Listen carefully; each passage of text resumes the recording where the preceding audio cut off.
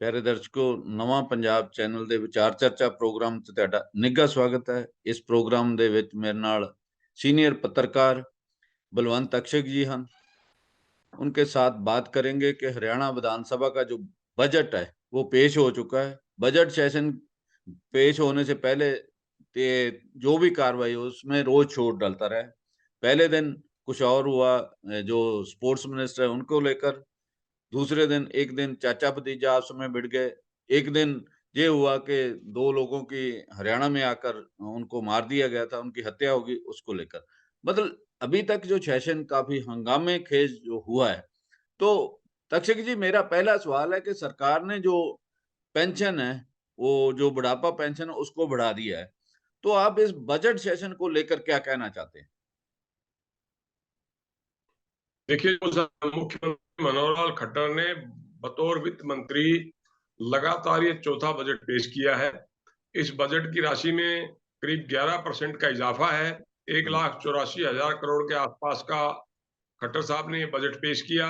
जाहिर है कि कुछ लोगों को राहत दी है, और जब भी मुख्यमंत्री या वित्त मंत्री सदन में राहत देने की घोषणा करते हैं, सत्ता पक्ष के लोग मेजें थपथपाकर उनका स्वागत करते हैं, जबकि दूसरी तरफ विपक्ष की जो प्रतिक्रिया होती है, वो आपको मालूम है कि बजट से कभी भी संतुष्ट नहीं होता विपक्ष, और आमतौर पर उसको आंकड़ों का खेल बताता है। जाहिर है कि बजट पेश कर चुके हैं मुख्यमंत्री मनोहर लाल जी। उसमें बुजुर्गों की पेंशन में 250 रुपए महीने का इजाफा किया है, और ये अब जो पेंशन है बुजुर्गों की वो 2500 रुपए से बढ़ के 2750 रुपए महीना मिलेगी। 1 अप्रैल से ये मिलनी शुरू हो जाएगी बढ़ी हुई पेंशन, और करीब 700 का जम्मू साहब हरियाणा सरकार पर बोझ पड़ेगा। मैं आपको थोड़ा-सा और बताना चाहता हूँ कि जननायक जनता पार्टी जब पिछले विधानसभा चुनाव में मैदान में उतरी थी, तो उन्होंने 5100 रुपया बुजुर्गों को प्रति महीने पेंशन देने की बात की थी। जबकि भाजपा के घोषणा पत्र में ये लिखा गया था कि हम सत्ता में आए तो 3100 रुपया महीना बुजुर्गों को पेंशन देंगे। तो 2750 रुपया तो हो चुकी है, और मैं मानता हूँ अभी खट्टर साहब को एक बार बजट और पेश करना है, और वो 3100 रुपए महीने की उनकी जो घोषणा पूरी हो जाएगी। हालाँकि जेजेपी 5100 रुपए की बात करती है, कहा भी है कि संघर्ष करेगी। मुझे लगता है कि अगली बार भाजपा-जजपा जब लोकसभा चुनाव में जाएँगे, तो बुजुर्गों को 3100 रुपए पेंशन महीना मिलनी शुरू हो चुकी होगी। तो तक्षक जी, जो स्पोर्ट्स मिनिस्टर हैं, उनको लेकर काफ़ी हंगामा होता रहा। क्या उसके बारे में कोई बात आगे चलेगी? क्योंकि मुख्यमंत्री ने तो कहा जितनी देर रिपोर्ट नहीं आ जाती उतनी देर कोई कार्रवाई नहीं होगी। ऐसा ही कुछ और सत्ता पक्ष के लोगों ने कहा।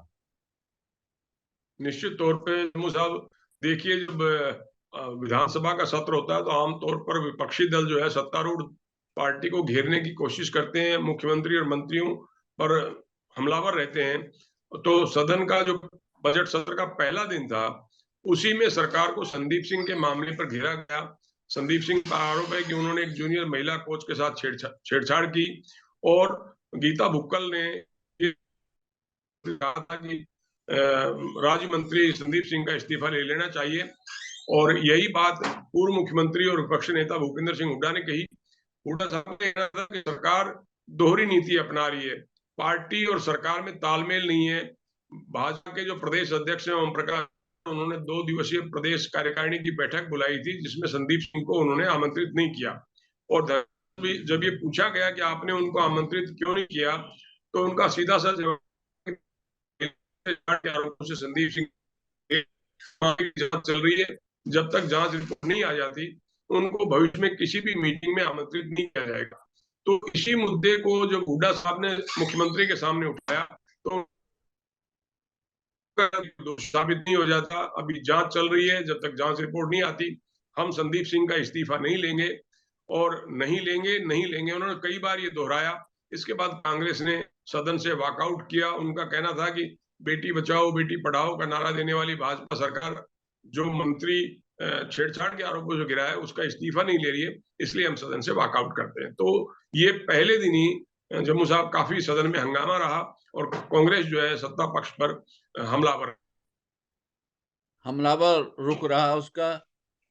लेकिन नेक्स्ट डे में तो जो राजस्थान के 2 मुस्लिम भाईचारे से संबंधित लोग थे, कम्युनिटी से लोग थे, उनका लेकर भी काफ़ी हंगामा हुआ। जी, निश्चित तौर पे देखिए कि राजस्थान में भरतपुर जिले के घाटीमरा गांव है, गोपालगढ़ थाने के तहत। वहां 2 युवक कार से उत्तर प्रदेश सीकरी गए थे अपने ससुराल में। रास्ते में उनका 10-12 लोगों ने अपहरण कर लिया। हरियाणा में उनके साथ मारपीट की गई। उनमें से एक जुनैद और दूसरे का नाम नशीर था, जो चचेरे भाई हैं आपस में। उनमें से एक के साथ इतनी बुरी तरह से मारपीट की गई कि शायद वो उसकी निधन हो गया। बाद में पुलिस से संपर्क किया गया, उनको पुलिस को सौंपने की कोशिश की गई है, कहते हुए कि ये गो तस्कर हैं, गा, गायों की तस्करी के मामले में शामिल हैं। लेकिन पुलिस ने जब देखा कि उनमें से एक युवक की मौत हो चुकी थी, तो पुलिस ने उनको अपने कब्जे में लेने से इनकार कर दिया। इसके बाद उनको भिवानी जिले के लोहारू विधानसभा क्षेत्र के तहत एक जंगल में ले जाया गया।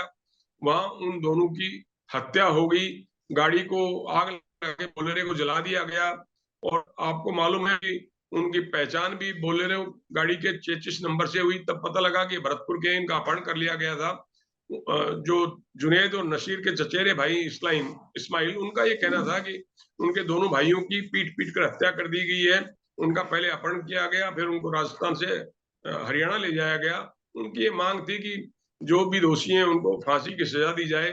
आपको ध्यान होगा जम्मू साहब की राजस्थान और हरियाणा पुलिस ने इस मामले की मिलकर जांच शुरू की थी।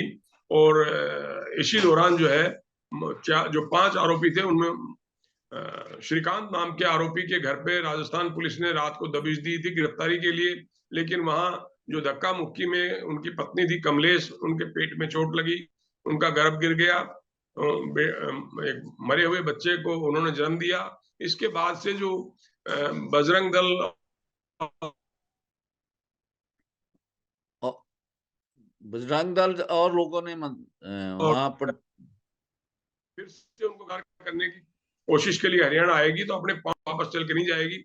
मैं सोचता हूं कि ये एक राजनीतिक रंग दिया जा रहा है। हत्या के आरोपी अभी तक जम्मू साहब गिरफ्तार नहीं हो पाए। और इसी मुद्दे पर जो हरियाणा में मेवात इलाके के विधायक है मामन खान, मोहम्मद इलियास, आफ्ताब अहमद, उन सब ने ये मामला उठाया था। और deputy chief minister Dushyant Chautala ने आश्वासन दिया था कि अगर आपके पास कोई सबूत है तो दीजिए, हम आईजी स्तर के अधिकारी की एक कमेटी बना के इस मामले की जांच करवाएंगे। तो क्या कोई जांच हो रही है या नहीं हो रही अभी? देखिए, अभी तक तो जम्मू साहब 5 मुख्य आरोपी इस मामले में, गिरफ्तारी किसी की हुई नहीं है। राजस्थान के मुख्यमंत्री ने कहा कि ये बहुत अशोक गहलोत ने कि ये बहुत दुखद घटना है, आरोपियों के खिलाफ कार्रवाई होनी चाहिए। लेकिन आप समझ सकते हैं कि राजस्थान में अगले साल चुनाव होने हैं और एक इसको राजनीतिक रंग दिया जा रहा है। ये कोशिश की जा रही है कि जो गौ तस्कर और गौ रक्षक आपस में भिड़ रहे हैं, ये हिंदू मुस्लिम का मामला बनाने की कोशिशें की जा रही हैं। अब कब आरोपी गिरफ्तार होंगे इस बारे में अभी कुछ कहना मुश्किल है।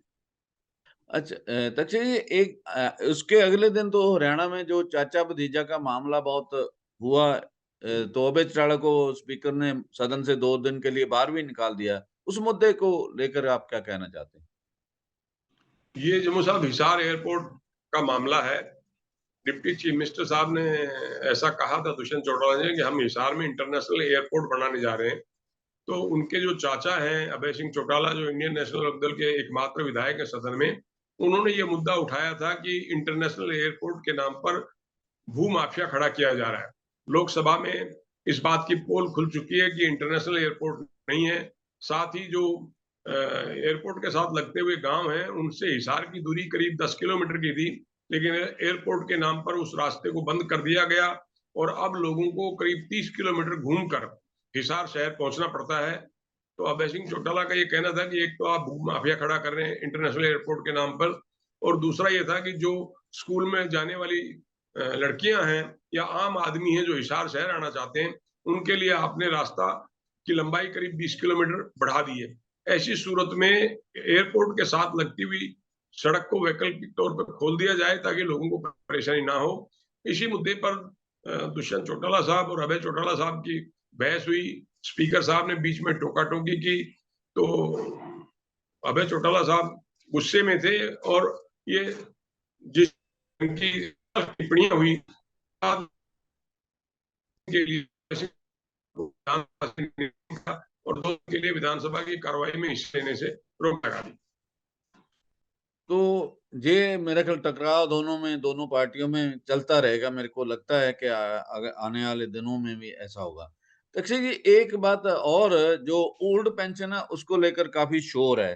तो विधानसभा सत्र शुरू होने के पहले कुछ लोग काफी डेमोन्स्ट्रेशन किया था लोगों ने, तो उनके ऊपर लाठीचार्ज या थ्रू गैस के गोले भी फेंके गए थे।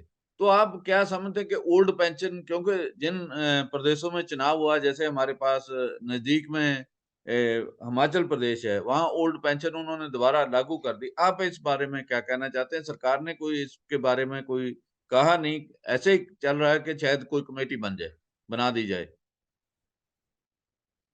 देखिए जम्मू साहब, राजस्थान छत्तीसगढ़ में पुरानी पेंशन योजना लागू हुई है। हिमाचल प्रदेश मंत्रिमंडल की बैठक में पुरानी पेंशन योजना लागू करने का फैसला हो चुका है। पंजाब में भगवंत मान सरकार ने इस पर एक कमेटी का गठन कर दिया है।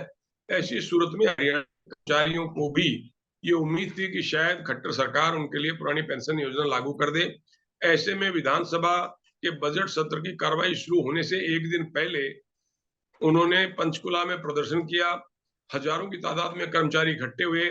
पुलिस ने एहतियात के तौर पर उनको चंडीगढ़ में प्रवेश करने से रोकी, बैरिकेड लगाए, आंसू गैस के गोले छोड़े, वाटर कैनन का इस्तेमाल किया, लाठी चार्ज किया।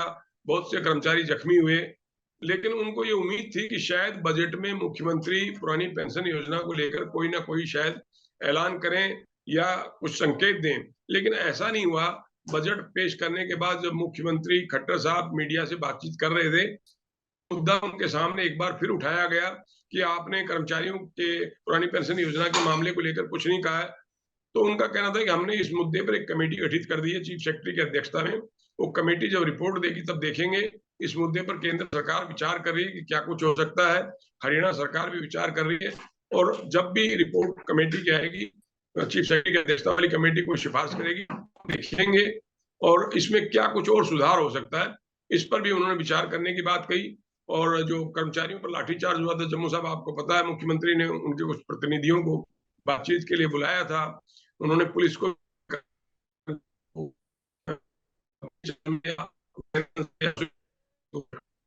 एक सूची दी जाए ताकि उनको कोई मुआवजा दिया जा। और इस मुद्दे पर विपक्ष जो है वो लगातार सरकार को घेर रहा है।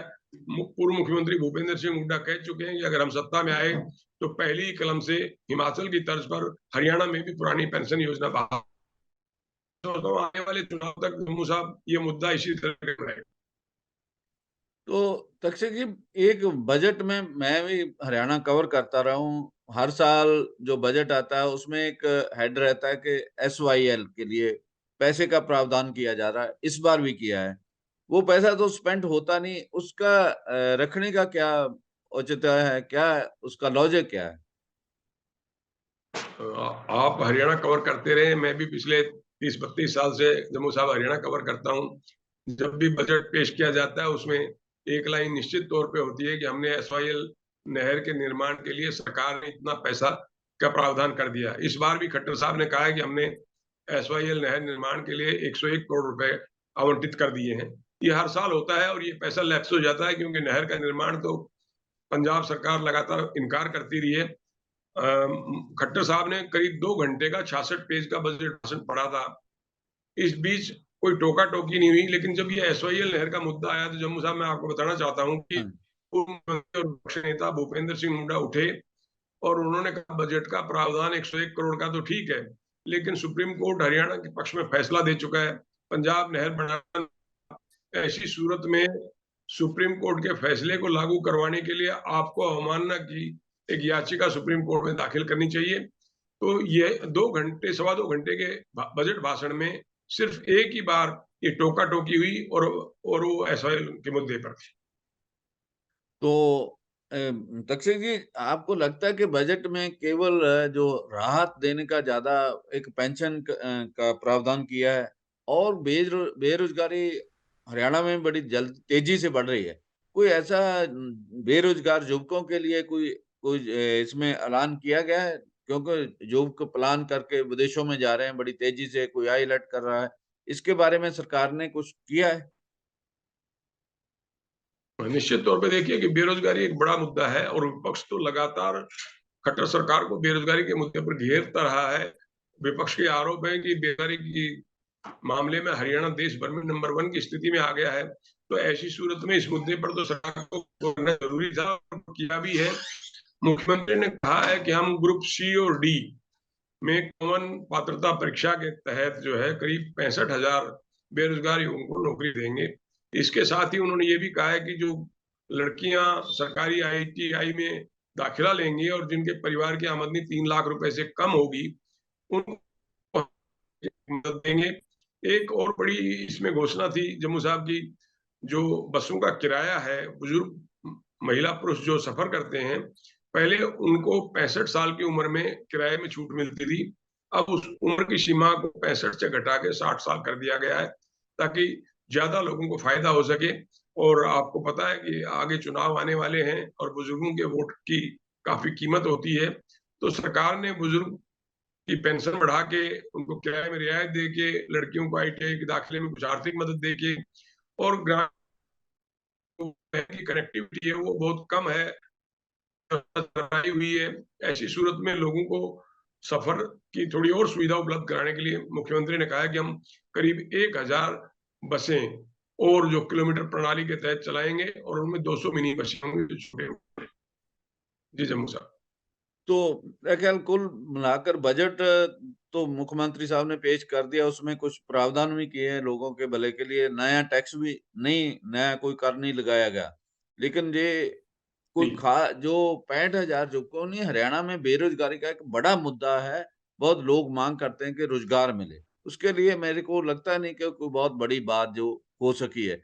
लेकिन बजट सेशन का सेकंड जो सिटिंग है, वो मेरे ख्याल 17 और इसके 17 मार्च के आसपास होना है। उसमें कितना समय और चलेगा बजट सेशन? देखिए, जम्मू साहब 4-5 चलेगा। दूसरा